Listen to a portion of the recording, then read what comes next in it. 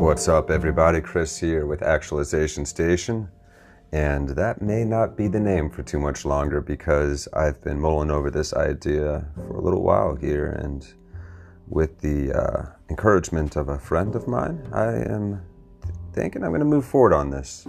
So the new name is going to be Actuali, spelled A-C-T-U-A-L-I, with an eyeball as the dot on that eye. And what's the meaning of that? Well, it's going to take several podcasts to go over in depth, and I'll probably spend the rest of my life trying to express this idea.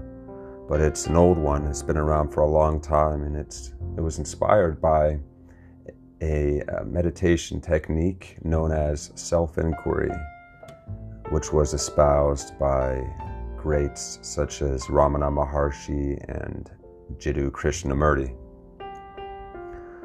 And the invitation is to ask oneself during that meditative practice, to ask oneself, who am I?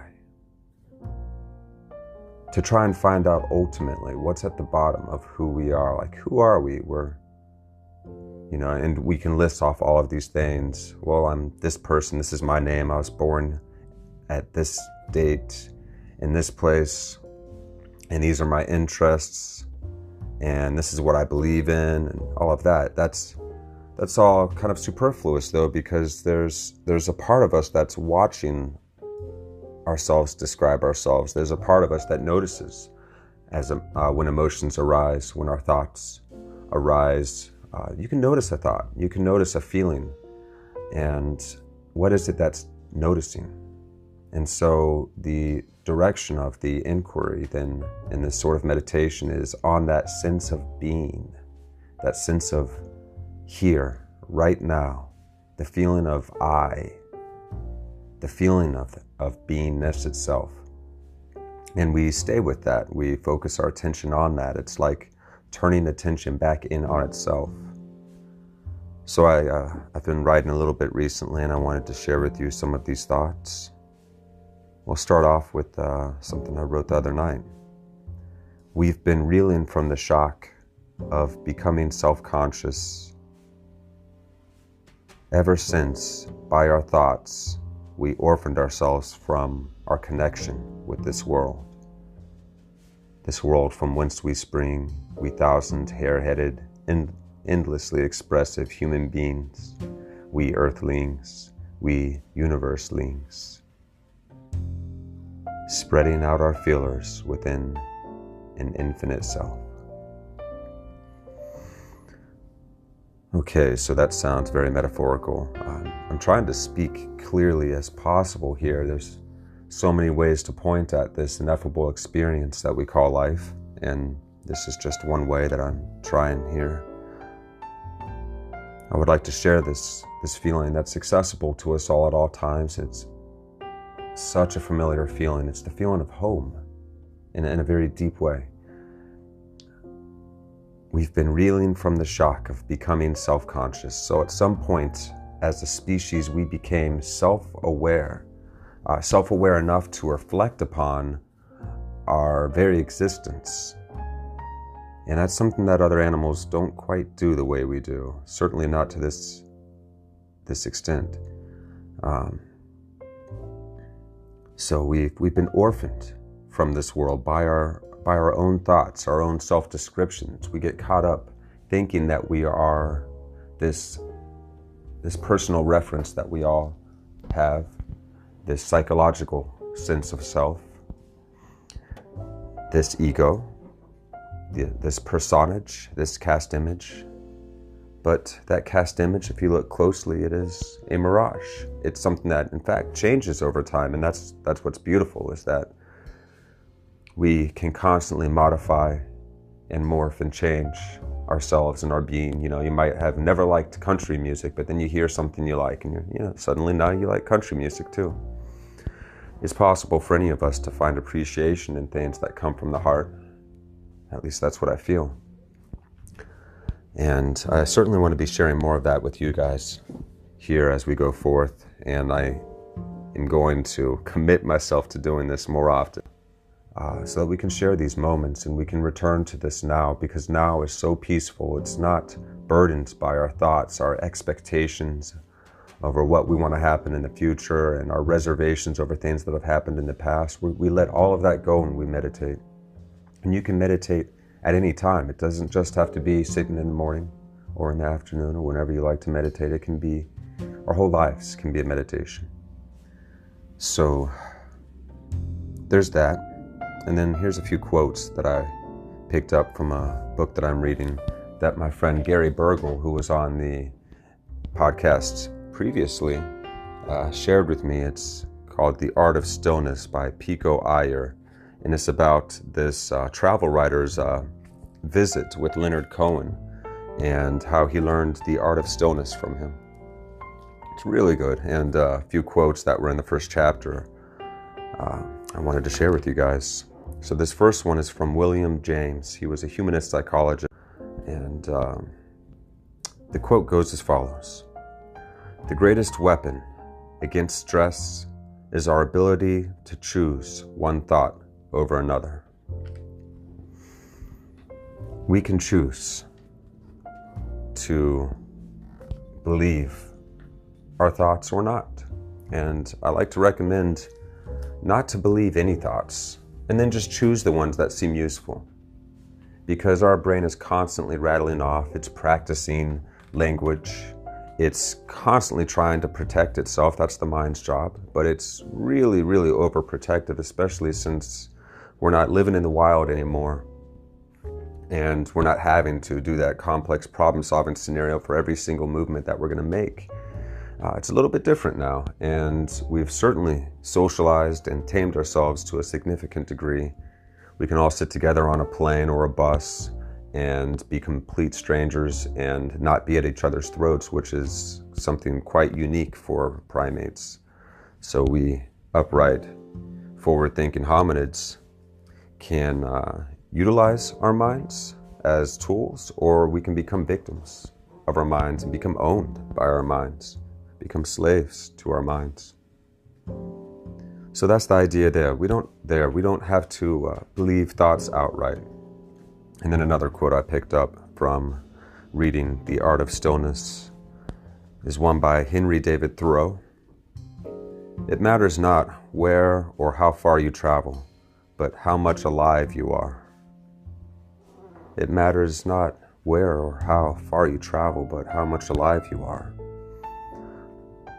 I woke up this morning feeling really gray, like just feeling down and dragging. I had a lot of trouble sleeping last night and didn't get very many Z's before rising this morning. And so I put on a talk, some Tony Robbins that just happened to be in my YouTube feed. And it was the perfect talk that really, really lifted me up. He's such a passionate guy. I love Tony. And then I put on some new music that the band's been working on, or actually is something that our drummer / sometimes guitarist, Mark Flegel, busted out at practice just last Saturday. And this one's really, really sticking with me. I love it. It's such a good feeling. And that song lifted me up. So thank you, Mark, for that. And then I started feeling better, and I was like, you know what, I'm going to take a walk.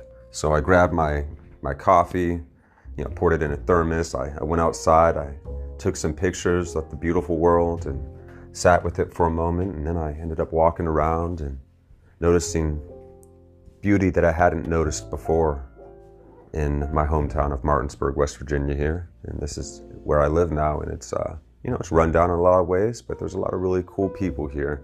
And despite the amount of struggle that goes on and the rampant problems of addiction that are cursing so many of our cities, there is so much beauty.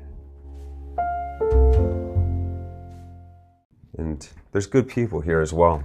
I visited our local Let There Be Rock school.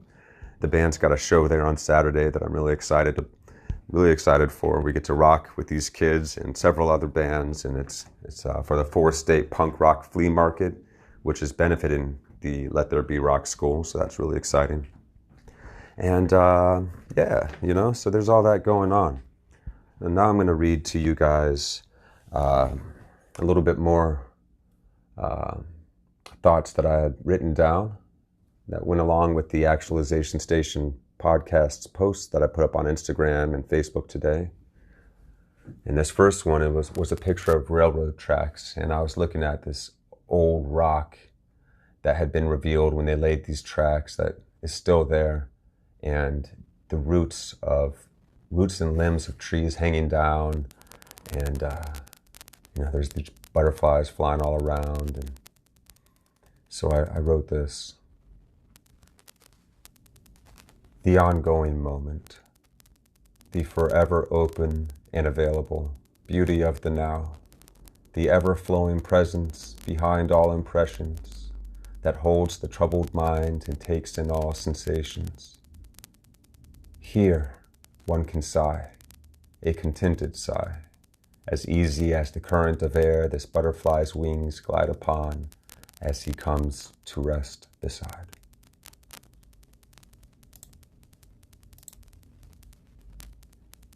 And while I was walking, I was noticing this part of the brick pathway that takes the place of a sidewalk for a bit on one of these blocks here. And through all of the brick, there was grass that had been growing out for a long time, and it made a really cool pattern. And so I wrote this: for those with eyes to see, the pattern lies infinite behind everything. If only I had known how to show this bliss before. Though so often fleeting, it's always been here, waiting for acceptance, patient for communion, stirring as existence always has, always will. It implores, even as it moves through you too, ancient and unknowable, waiting to emerge from every crack and fissure, from every bottomless hole, to forever thrive, reside, smile and struggle for what is already, always emergent. Resistance has only ever increased my suffering. In pushing against it, it persists and magnifies itself, relentless. It matches my ability. It answers my pressure and denial, yet keeps pace with all our promise, asking, we accept all just as it is.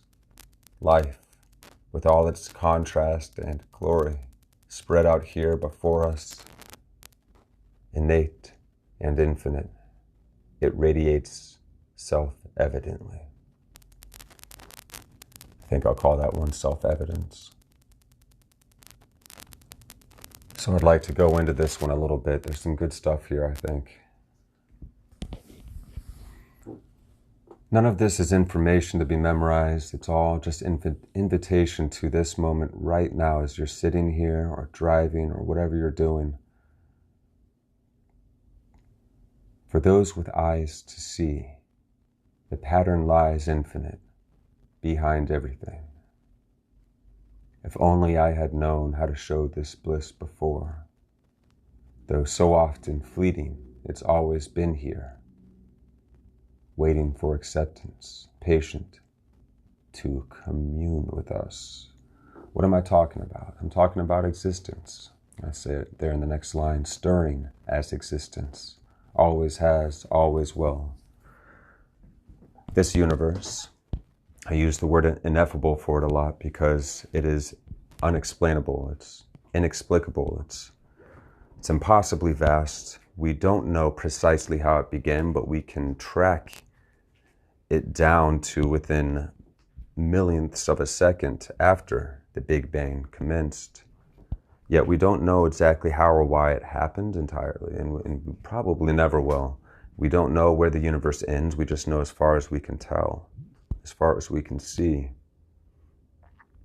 And there's an underlying pattern to everything. I don't know if pattern is the right word, but it's a close approximation. There is, like the metaphor of the Matrix in the movie, there's the underlying binary zeros and ones that make up reality, the code the deep code of reality is what I'm speaking to here. There is, the same atoms flowing through us and every object around us, and we're sharing them with each other, and we can see how everything can stitch itself together in beautiful ways, and there can be accordance, there can be alignment, there can be moments that are significant in a very heartwarming, special, inspiring way.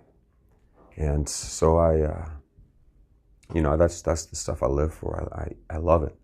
And it's instantly accessible in every moment. The moment that you think of as mundane is filled with this infinite potential, this outpouring of creative energy that birthed the cosmos and we out from the cosmos.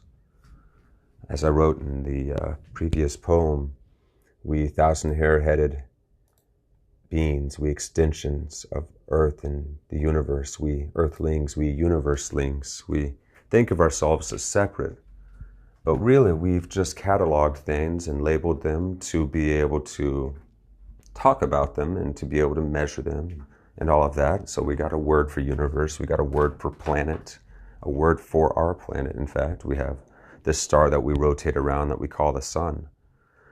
But really we were all born, or at least the atoms that make us were born from the explosions of stars, who knows how many millions or billions of years in the past, that collected and massed into this planet and ourselves now, that have grown out from it. And we are the universe. That's just the word we have for the cosmos. Whatever word you want to apply to it doesn't matter. It's this one ongoing thing that we are inexplicably a part of. We can't break ourselves apart from this universe. There is no human without a universe. There is no earth without a universe. And we are aspects of this universe that have achieved self-consciousness, self-awareness, and are able to reflect back on itself. So literally, we are like the universe's eyes. We are like the universe coming to consciousness through itself. Yet the universe is born from something beyond time. And I feel that we can tap into that timeless experience that we call the moment. We can experience this sense of peace that is found in presence. Just being with no description of what's happening, no ongoing. We kind of watch the ongoing monologue rather than allow ourselves to be pulled by the train of thoughts. That's the practice of meditation, just being and allowing the thoughts to come and go like leaves in the water going by, like clouds in the sky. There's a lot of different metaphors for this, and we get stuck on the metaphors. We get stuck at the finger pointing at the moon, as Bruce Lee broke down one time. It's this right now, right here. A deep breath into the belly, the feeling of the body, the feeling of the air around you, the sounds, the feeling of existence, of presence. It's the most beautiful thing, and it's always here, it's always accessible. I want you guys to be able to experience that too. It's a release, it's a break from the tired mind's thinking, from frustration, from stress, from having to think about things and feeling like we have to stay caught up with all the problems as they arise. Just take 10 minutes here or there. And the worse you're feeling, the longer I would encourage you to meditate, to be in this place. We're coming up on 20 minutes. I'm going to try and allow for a break here, and then we'll go on to the last post that I made today. So I saw this little flower budding yesterday, and right outside of my doorstep. Today it was more than a slightly unfurled bud. It was a flower with other new buds around it, and took a little picture of it, and I wrote, "Today she blooms for you.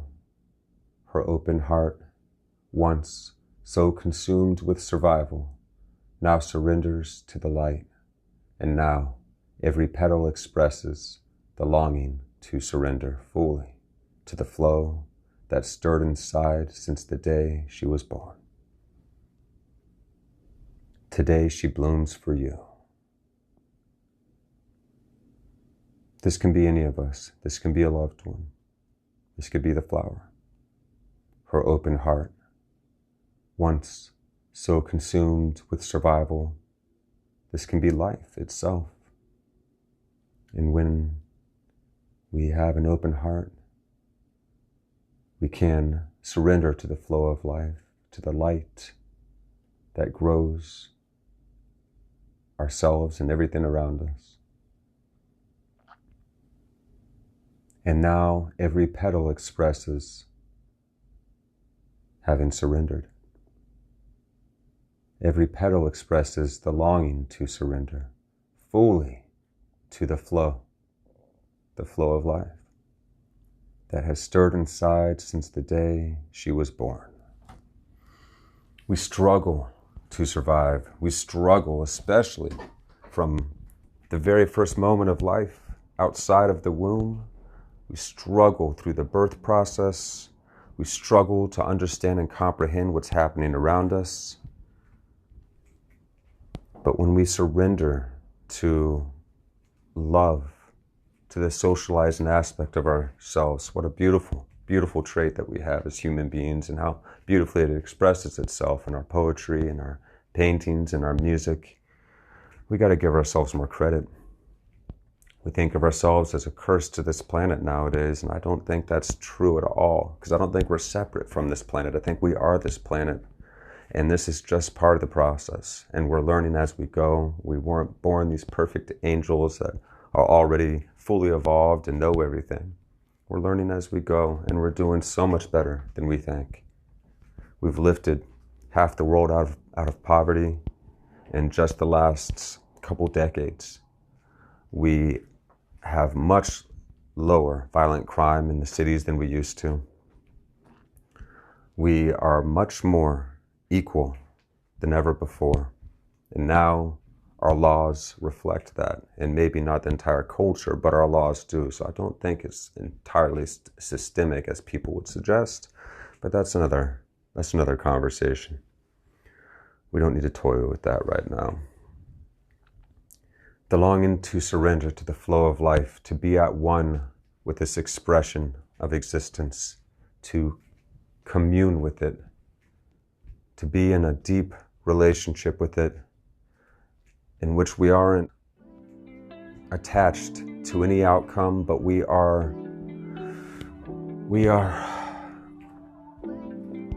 fully embracing it just as it is. That's what I want for you guys. And that's why I want to do this more often, continue sharing this with you guys. And I think that's about it for today. So I hope everybody's doing well. I know I have some friends that are struggling right now. And just want to let you guys know I love you. I'm thinking of you. I'm here if you need me. And stay tuned, because I am going to change the name of this podcast to Actuali. Something a little bit more condensed, a little bit shorter, a little bit more memorable, hopefully.